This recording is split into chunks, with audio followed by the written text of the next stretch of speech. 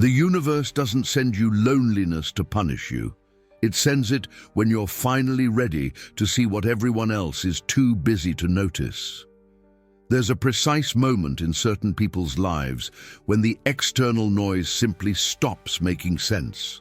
It's not depression, it's not antisocial behavior, it's something far more unsettling. It's the beginning of a realization that most spend their entire lives avoiding.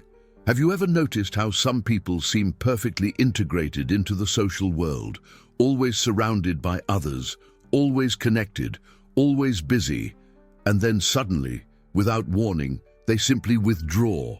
They disappear from parties, stop responding to messages as frequently, decline invitations they once would have automatically accepted, and everyone around them starts to wonder, wait, what happened to her? When did she change? The truth is, yes, she has changed, but not in the way people think.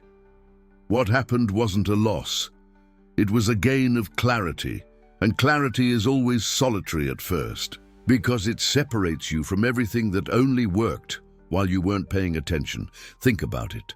Most of human social life is built upon unspoken agreements not to look too deeply, conversations that never go beyond the surface, relationships maintained by habit, not by genuine connection, performances of happiness, success, or normality that everyone agrees to accept without question. It's a collective game where everyone's looking at a distorted version of themselves, but nobody's honest about it. Everyone just agrees to accept everyone else's performance without questioning it. And then something happens, could be a crisis, a loss, a moment when you're completely burned out, or maybe it's simpler than that. Just an unexpected moment where the noise finally stops and you're sitting there alone, really alone, with no screen to hide behind, no conversation to fill the space, no music drowning you out, just you. And suddenly, you're aware of your own existence in a way you haven't been in years.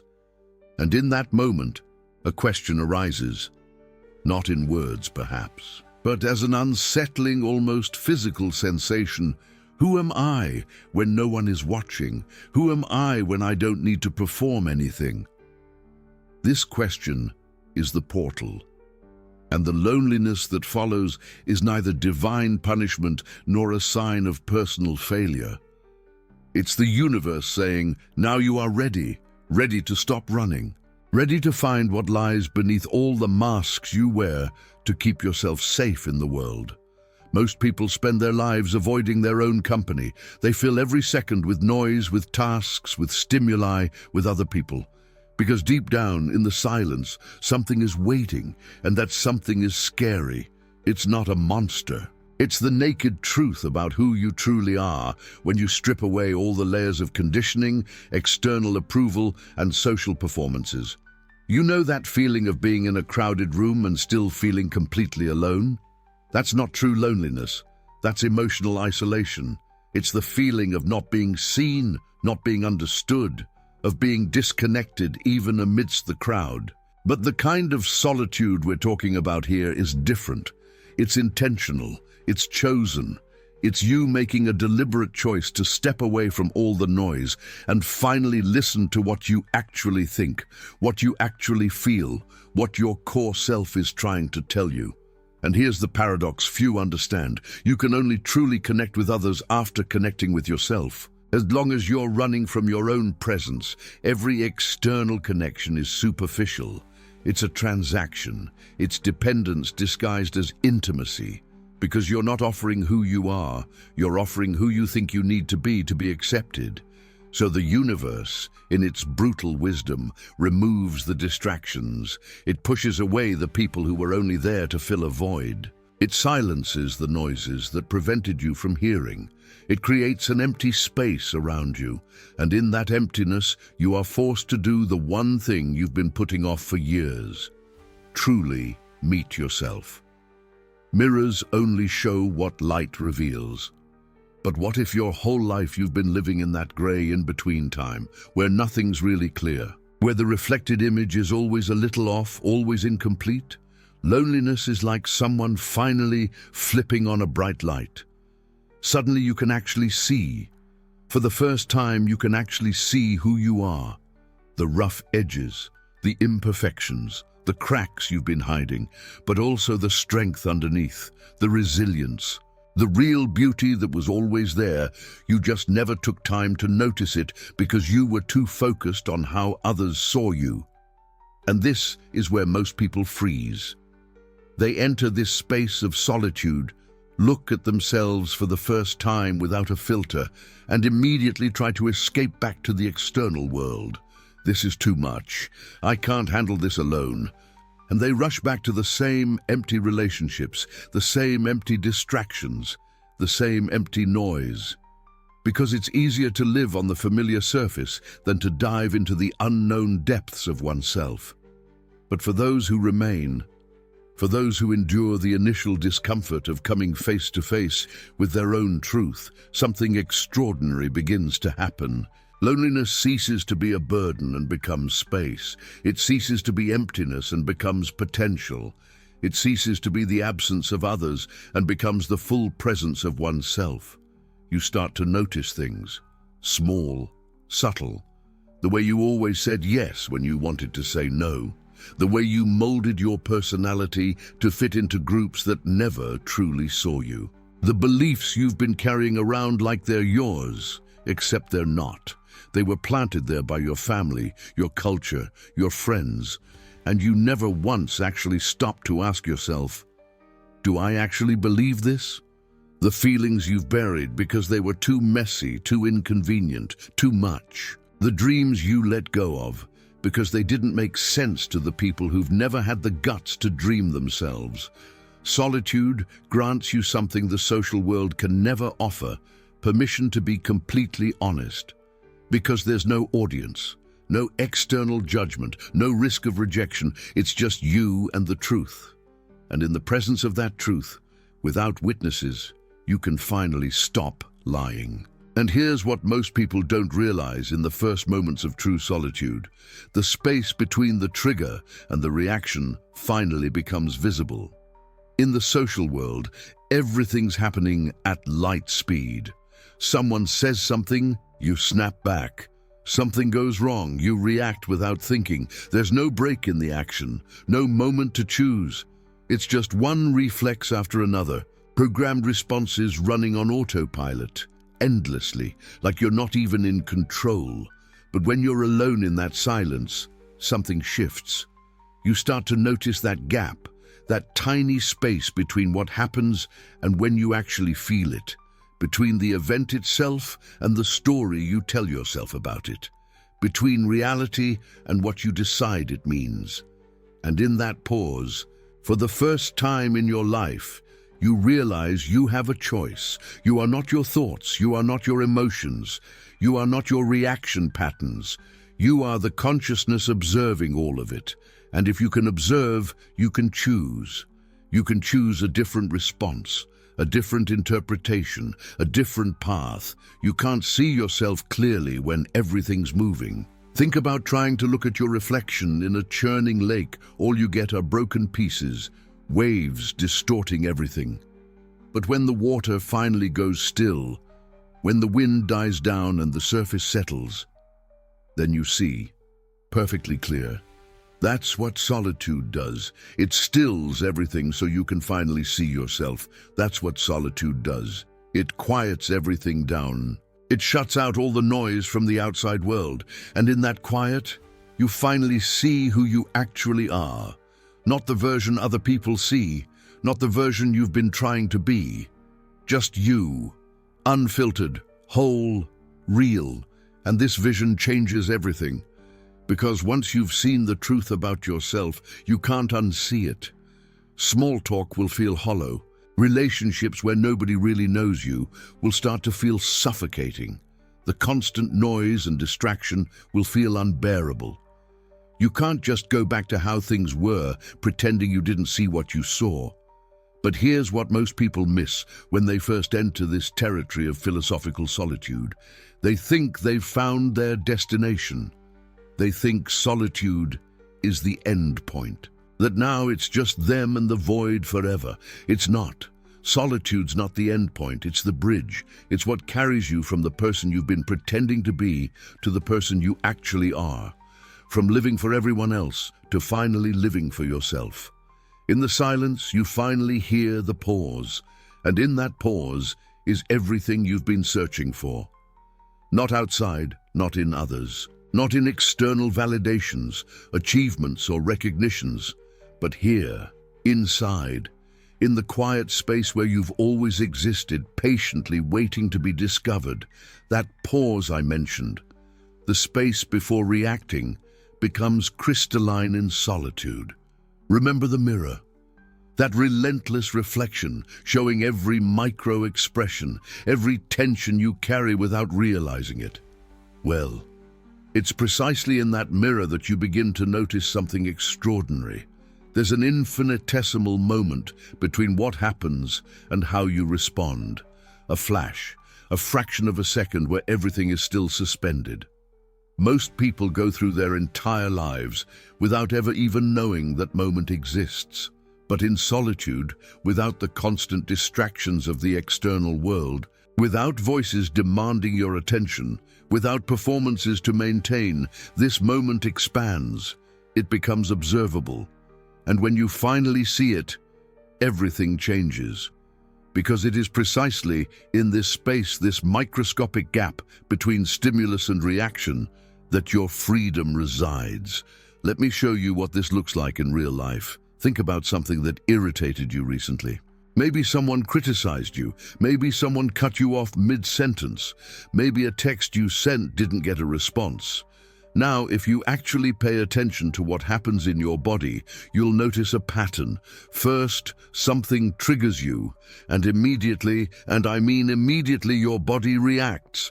Tightness in your chest, heat in your face, your shoulders tensing up.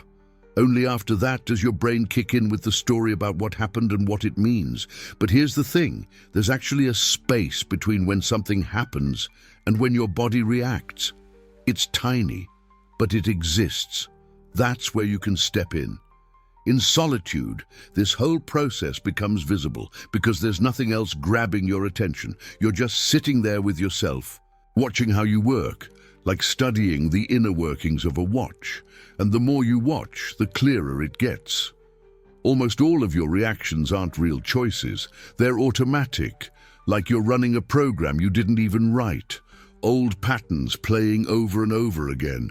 Someone criticizes your work, you instantly jump to defend yourself. Someone gets something you wanted. You minimize what they did or find reasons to talk up your own accomplishments. Someone ignores you. You immediately start creating stories about why, and of course it's your fault somehow. These patterns used to serve a purpose. They probably kept you safe when you were younger and more vulnerable. But now they're just running your life. They've turned you into a machine of predictable reactions instead of someone who's actually choosing how to respond. And solitude forces you to see all of it, without mercy. Here's the insight that changes everything. You are not your reactions. You are the consciousness observing them. Think about an ocean. On the surface, it's chaos. Waves, tides, storms, everything churning.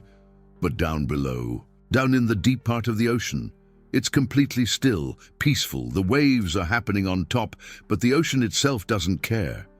It's not bothered by the surface drama.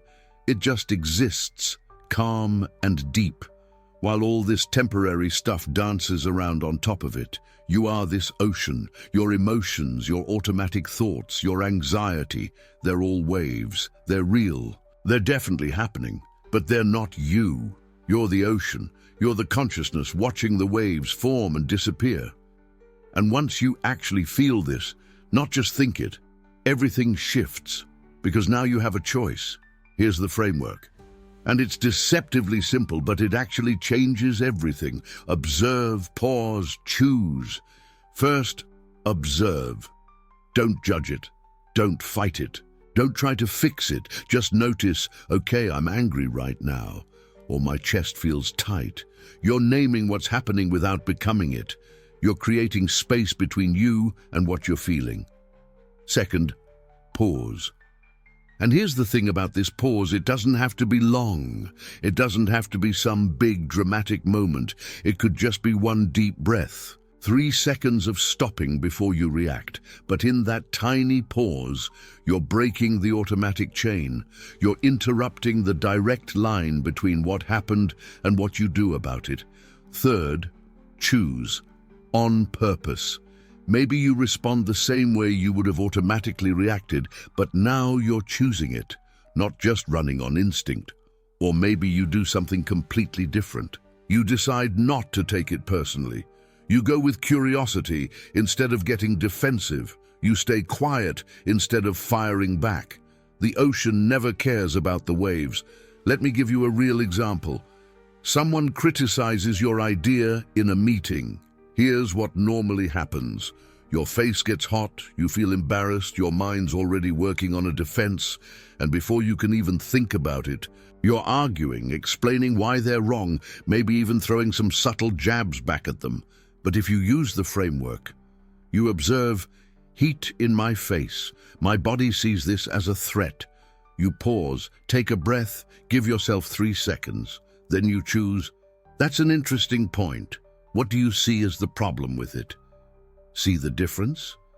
In the first one, you're the wave tossed around, reacting without thinking, controlled by outside forces. In the second, you're the ocean calm, aware, choosing how you respond. And here's the crazy part. The person who criticized you probably won't even notice the difference. But inside, you just exercised a kind of freedom most people never get to feel. This is where emotional freedom truly lives. Not in the absence of difficult emotions, but in the ability to not be hijacked by them. And solitude is the perfect laboratory to develop this capacity, because it removes all external variables. There's no audience to impress. No distractions to cushion the impact. There's just you and your own internal processes, naked and visible. Then something starts to happen. That gap, that tiny space between what happens and how you react starts to get bigger. What used to be a split second becomes an actual second. Then a few seconds. Eventually you don't have to force the pause anymore. It just happens. It becomes how you naturally operate, and when that happens, life changes texture. Things that used to completely throw you off your balance are now just things that happen. Neutral, you can respond however you want. People who used to control your mood, they're just people now, doing their thing. They have zero power over your peace. The space becomes a sanctuary, not a battlefield. Imagine 2 different ways to live. In the first, you're always reacting. Someone says something, you react. A text comes in, you react. A thought pops up, you react. Your whole life is just bouncing between things, getting knocked around by whatever comes at you, with no actual choice in any of it. In the second, you respond on purpose.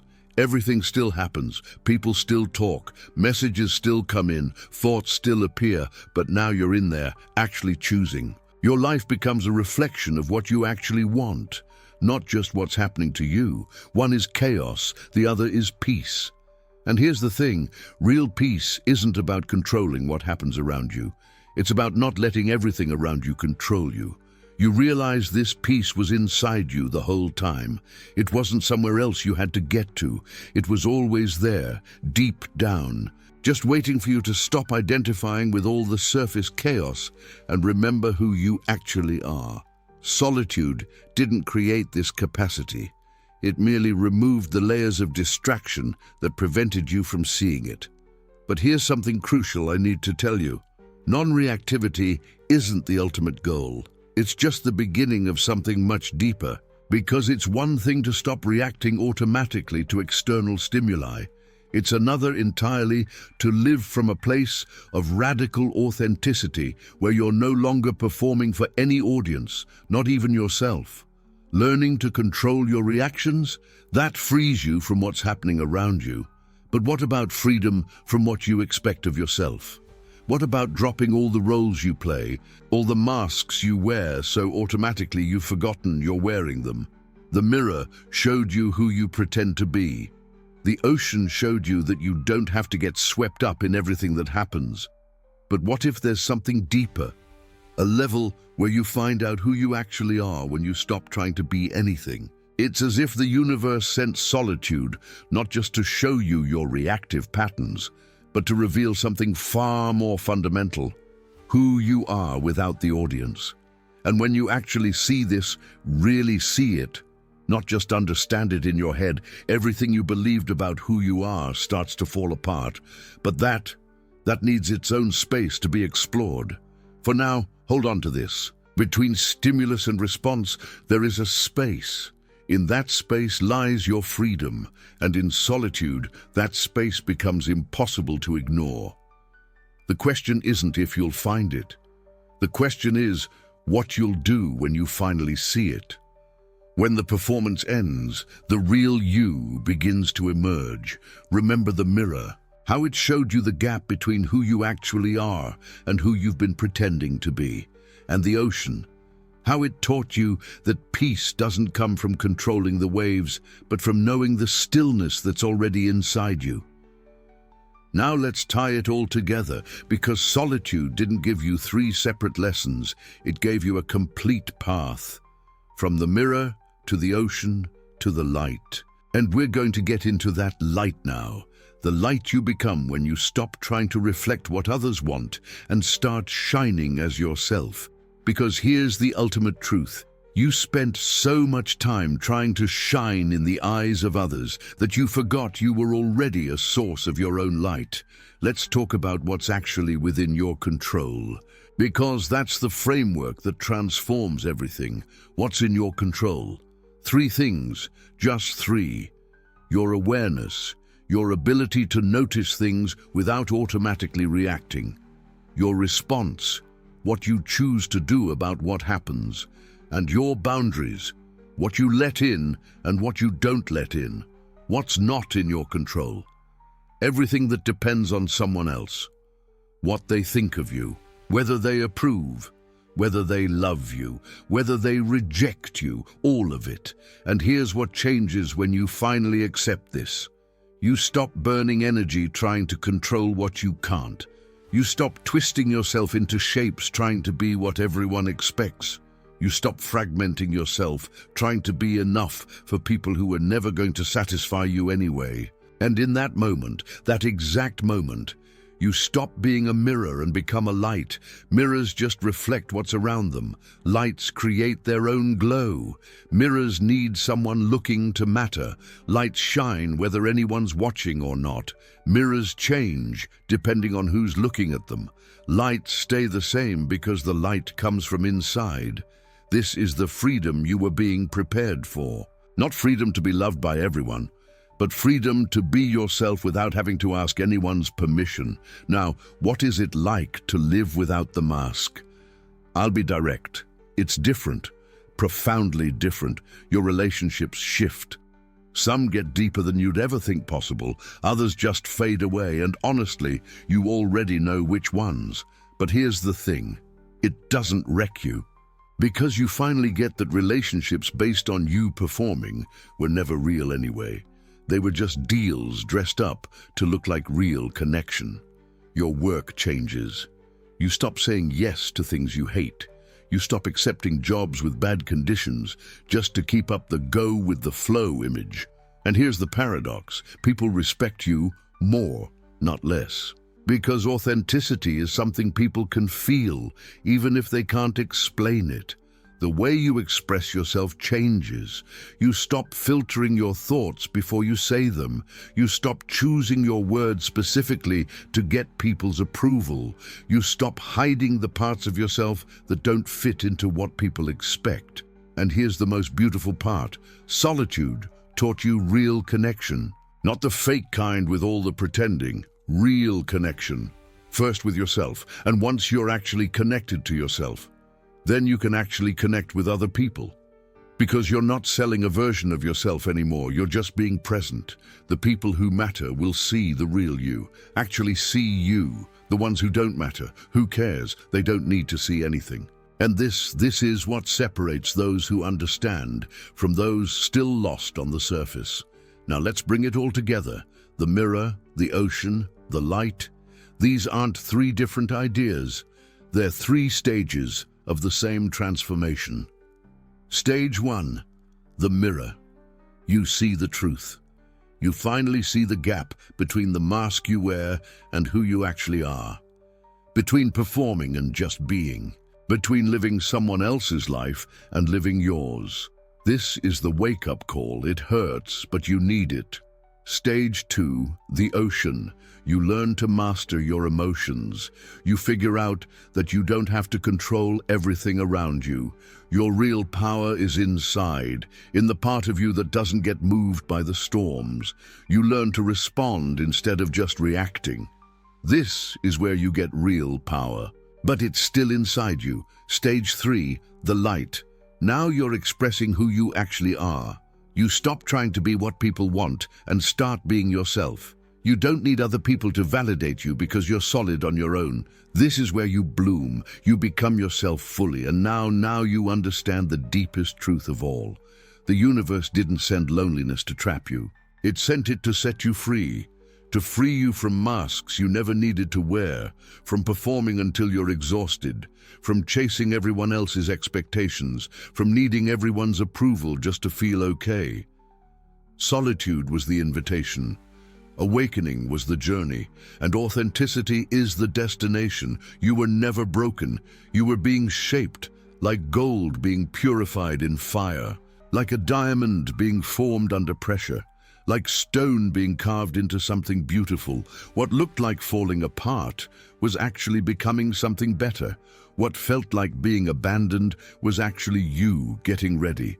What hurt like rejection was actually you being protected. Because the universe clears out people who can't handle who you're becoming. It makes space for what's actually good for you. And that's why this invitation isn't for everyone. It's not. Most people will spend their whole lives doing what others want, adjusting who they are, needing approval to feel okay. They're comfortable with the lie, safe on the surface, but you're different, deeper, more real, more you. Let's recap the full transformation. Because you need to see the path you've walked. You started out on the surface, wearing masks, performing, fragmented, living for what others thought, needing their approval. The mirror showed you all of it, and it wasn't pretty, but you needed to see it.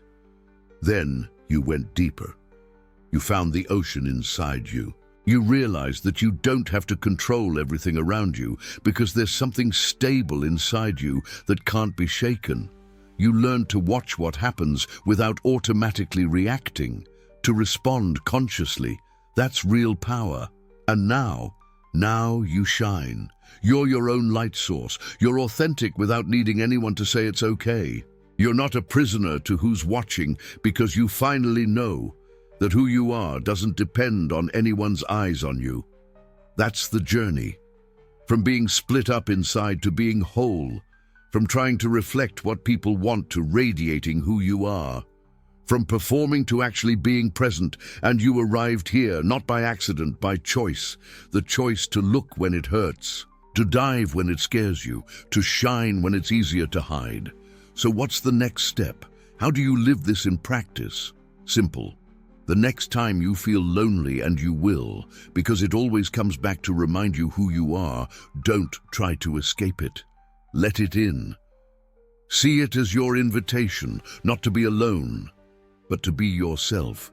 Not as punishment, but as a chance to become who you're meant to be. And when it comes, do this. Observe. Just watch it happen. Don't judge it. Don't fight it. Don't try to escape. Notice what comes up. Notice your thoughts. Notice who you are when nobody's watching. Pause. Stop before you react automatically. Stop before you put masks back on for comfort. Stop before you run looking for someone else to make you feel better. That pause, that's where your real power is. Choose. Make conscious choices, not based on what others will like, but on what's true for you. Choose your actual response instead of just reacting. Choose to go deeper instead of staying on the surface. Choose yourself. Observe. Pause. Choose. That's the whole framework. Simple, but it actually changes your life. This is how you take all these ideas and make them real in how you actually live. And now the final truth. The universe only sends this to people who are ready. People strong enough to be themselves. People brave enough to drop the masks, even if it means being alone for a while. People who'd rather be alone and real than with people and fake. And if you made it here, listening to all of this, you're ready. This wasn't an accident. It wasn't just the algorithm. There's something in you that recognized something in this. Your real self recognized the way back to being itself. And this is the confirmation you needed. Not from me, but from the universe through your own journey here. So don't brush this off.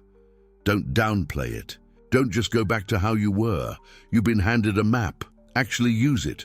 And if this hit you, if something inside you woke up, got excited, recognized itself, subscribe. Because this isn't shallow stuff. It's not fake self-help. It's not empty hype. It's real philosophy for people who actually want to master their lives, for people like you. Every week, we'll go deeper, into concepts that transform, into practices that work, into truths that liberate, and you deserve access to this. So hit subscribe, join us. This is just the beginning of what we're doing, and you don't want to miss what comes next. Welcome to clarity, welcome to yourself, and remember, you were never lost. You were just finding your way back, and home was always inside you, just waiting for you to stop looking for it everywhere else and actually look in here where it always was. Loneliness didn't break you, it freed you. And now you soar,